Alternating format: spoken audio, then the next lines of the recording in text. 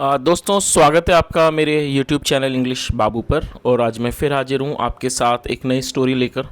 और दोस्तों, ये जो आज की हमारी स्टोरी है, ये जो कहानी है, आपको सुन के बहुत अच्छा लगेगा। और कहीं ना कहीं आपको इसकी कहानी के एंड पर आपको कुछ ऐसा सीखने को मिलेगा जो आपके जीवन में परिवर्तन ज़रूर लाएगा।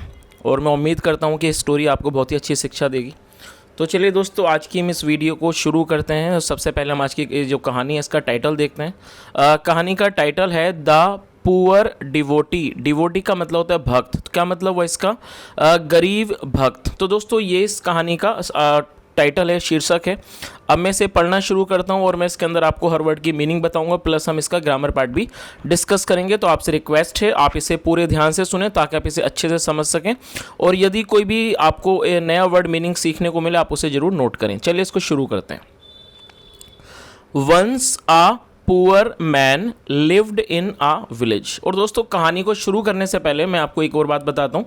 जो स्टोरीज होती हैं वो पास्ट इंडेफिनिट में ही बताई जाती हैं। और पास्ट इंडेफिनिट के अंदर अफर्मेटिव वाक्य में हमेशा ही वर्ब की सेकंड फॉर्म का प्रयोग होता है। तो आप इसमें देखेंगे ज़्यादातर सेकंड फॉर्म का प्रयोग है, क्योंकि ये स्टोरी है पास्ट इंडेफिनिट की। चलिए इसको शुरू करते हैं। Once a poor man lived in a village. क्या मतलब हुआ? वंस मतलब एक बार, आ पुअर मैन एक गरीब आदमी, लिव ये लिव की सेकंड फॉर्म है, लिव्ड रहता था इन ए विलेज। तो क्या मतलब हुआ इस लाइन का? एक बार एक गरीब आदमी एक गांव में रहता था। He was so poor that he could barely feed his family once a day. क्या मतलब हुआ? ही वॉज सो पुअर कि वो बहुत ज़्यादा गरीब था, इतना बहुत ज़्यादा गरीब था, दैट इतना गरीब, दैट ही कुड बेयरली कि वो मुश्किल से ही खिला सक, बेयरली फीड मतलब खिलाना, कि वो मुश्किल से ही खिला सकता था हिज फैमिली अपने परिवार को, वंस आ डे मतलब कि दिन में एक बार। तो इस लाइन का क्या मतलब हुआ? कि वो इतना गरीब था कि वो मुश्किल से ही अपने परिवार को दिन में एक बार खाना या भोजन करा सकता था, खिला सकता था। चलिए आगे देखिए। He was leading a miserable life. दोस्तों, ये जो वर्ड है मिजरेबल, ये एक एडवर्ब है जिसका मतलब होता है दयनीय। तो क्या मतलब हुआ? ही वॉज लीडिंग, और लीड करने का मतलब होता है जीवन निर्वाह करना। ही was leading a miserable life, वो एक बहुत ही दयनीय जीवन को गुजार रहा था, जीवन का अपना निर्वाह कर रहा था। बट लेकिन ही नेवर कंप्लेंड। कंप्लेंट का मतलब होता है शिकायत करना, और ये सेकंड फॉर्म है। तो क्या मतलब हुआ? But he never complained to God. लेकिन उसने कभी भी शिकायत नहीं की भगवान से, उसने कभी भी भगवान से इस चीज़ की शिकायत नहीं की। He was always thankful to God for what he had. क्या मतलब हुआ? देखिए, थैंकफुल एक एडजेक्टिव है जिसका मतलब होता है एहसानमंद होना। तो क्या इस लाइन का क्या मतलब हुआ? He was always thankful to God, वो भगवान के प्रति हमेशा जो क्या था, एहसानमंद था, मतलब कि कह सकते हैं कृतज्ञ था। फॉर किस लिए? वॉट ही हैड, जो भी उसके पास था। He was a great devotee, वो एक महान भक्त था।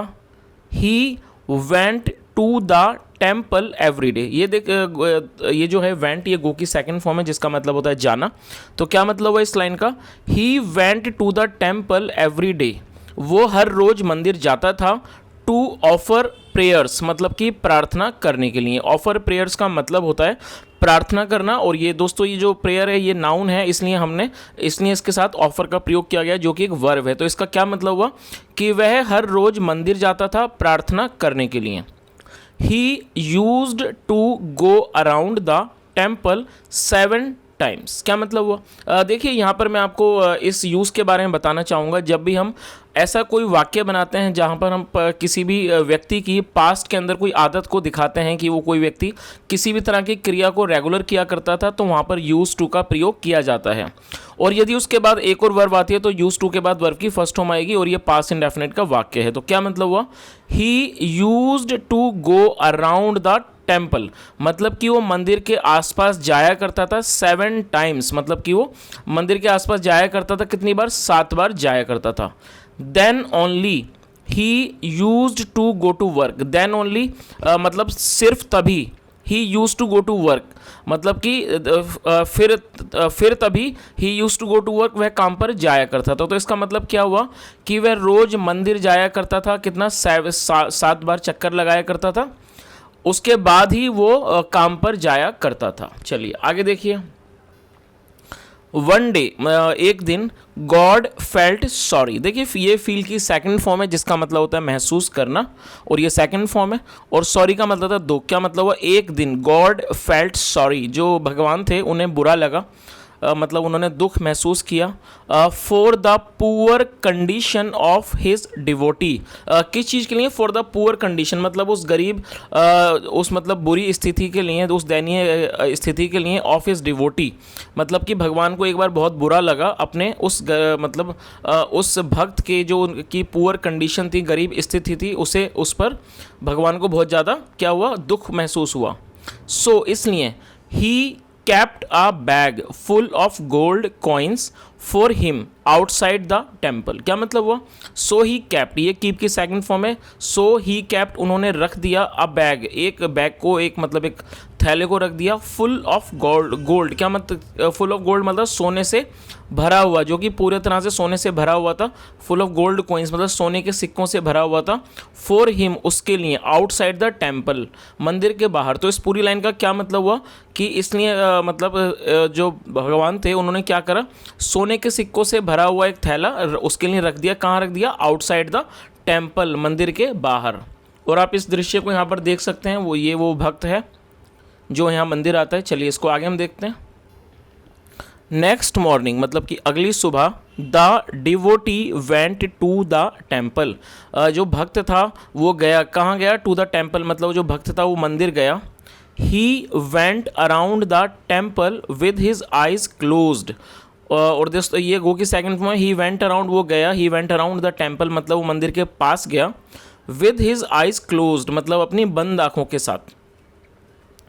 एंड चैंटिंग गॉड्स नेम, और चैंट का मतलब है पुकारना, कहना, किसी चीज़ का जाप करना, और जाप करते हुए क्या? गॉड्स नेम, भगवान के नाम का। और दोस्तों अक्सर आपने देखा होगा लोग पूजा प्रार्थना करते हुए, इबादत करते हुए अपनी आंखों को बंद कर लेते हैं ताकि वो अच्छी तरह से अपनी इबादत पर, अपने जो भी उनकी पूजा है उस पर, वो प्रेयर पर अच्छी तरह से ध्यान लगा सकें। तो अक्सर वो आंखें बंद कर लेते हैं। तो यहाँ पर भी हमने देखा इस लाइन के अंदर क्या लिखा? He went to around the temple with his eyes closed, की वो मतलब कि मंदिर के पास गया अपनी बंद आंखों के साथ। एंड चैंटिंग, और जपने लगा, और मतलब चैंट कर रहा था, चैंटिंग गॉड्स नेम, भगवान का नाम। तो आगे देखिए। सो ही नेवर सो, ये सी की सेकंड फॉर्म है। और दोस्तों कई सारे लोग इसको सा पढ़ते हैं, जो कि एक रॉन्ग प्रोनाउंसिएशन है, हमें इसको सौ पढ़ना है। तो क्या मतलब हुआ? सो ही नेवर सो, तो उसने कभी नहीं देखा। The bag of gold coins, मतलब जो बैग था, जो थैला था, किसका? गोल्ड कॉइन्स का, सोने के जो सिक्कों का जो बैग था, उसने कभी नहीं देखा। आगे देखिए। सीइंग दिस, मतलब ये देखकर, गॉड थॉट, जो भगवान थे उन्होंने सोचा। और ये दोस्तों थिंक की सेकंड फॉर्म है, और इसे हमें थॉट पढ़ना है। थॉट, सीइंग दिस, ये देखकर, गॉड थॉट, भगवान ने सोचा। नो वन गेट्स एनीथिंग, किसी को भी नहीं मिलता है कुछ भी। नो वन गेट्स एनीथिंग, किसी को भी कुछ नहीं मिलता है। बिफोर टाइम, मतलब कि समय से पहले। और या मोर देन हिज फॉर्च्यून, या फिर उसके भाग्य से अधिक, ऐसा भगवान ने सोचा। तो दोस्तों मैं उम्मीद करता हूँ कि आपको ये जो कहानी का जो सार है, या जो इस कहानी के अंदर हमें जो शिक्षा मिलती है, वो आपको अच्छी तरह से समझ में आ गई होगी। जैसा हमने इस स्टोरी में देखा था कि जो भगवान ने अपने उस गरीब भक्त की मदद करने के लिए एक सोने का बैग मतलब एक जो थैला रख दिया, लेकिन वो जो डिवोटी था वो बंद आँखों से वो वहाँ गया, उसने पूजा की, और वो बैग नहीं देख पाया। तो जिससे क्या पता लगता है कि अगर यदि व्यक्ति को, किसी भी व्यक्ति को के नसीब में वो चीज़ नहीं है तो उसको नहीं मिलेगी। और जैसा हमने यहाँ पे लास्ट की लाइन में देखा कि नो वन गेट्स एनीथिंग, कि मतलब किसी को भी कुछ नहीं मिलता है बिफोर टाइम, समय से पहले, और मोर देन हिज फॉर्च्यून, या फिर उसके भाग्य से ज़्यादा। तो दोस्तों ये बात भी बिल्कुल सही है कि जो भी हमें मिलता है वो समय पर ही मिलता है, या जो भी हमें मिलता है हमें उतना ही मिलता है जितना हमारे भाग्य में होता है। लेकिन इसका मतलब ये बिल्कुल नहीं है कि हमें कोशिश करना बंद कर देना चाहिए, हमें कोशिश भी करते रहना चाहिए। और जैसा हमने इस स्टोरी के अंदर देखा कि ये जो व्यक्ति है ये इसके पास जो भी था, ये भी इसकी क्वालिटी है कि ये गरीब है, लेकिन उसके बाद भी ये ईश्वर के लिए, भगवान के लिए बहुत ज़्यादा थैंकफुल है कि जो भी इसके पास है, तो जो कि एक बहुत अच्छी बात है। तो दोस्तों मैं उम्मीद करता हूं कि आपको इस स्टोरी में काफ़ी अच्छी चीज़ें सीखने को मिली होंगी।